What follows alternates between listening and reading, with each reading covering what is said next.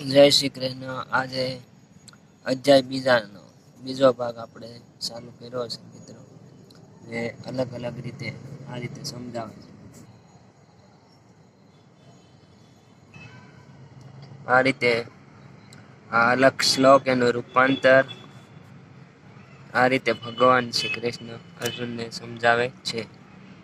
આપ આ વિડીયોમાં જોઈ રહ્યા છો।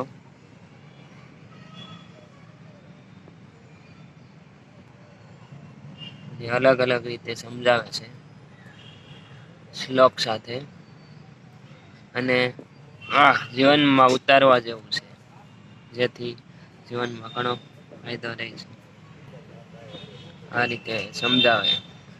આ બીજો અધ્યાય ચાલુ છે। ભગવાન શ્રી કૃષ્ણ અર્જુનને આ રીતે પૂરી રીતે સમજાવતા હતા। અર્જુન ને શાંતિથી સાંભળે પણ છે। અને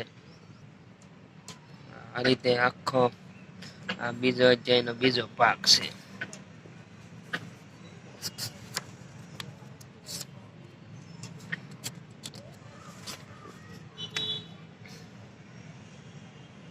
સમજાવે છે આખો।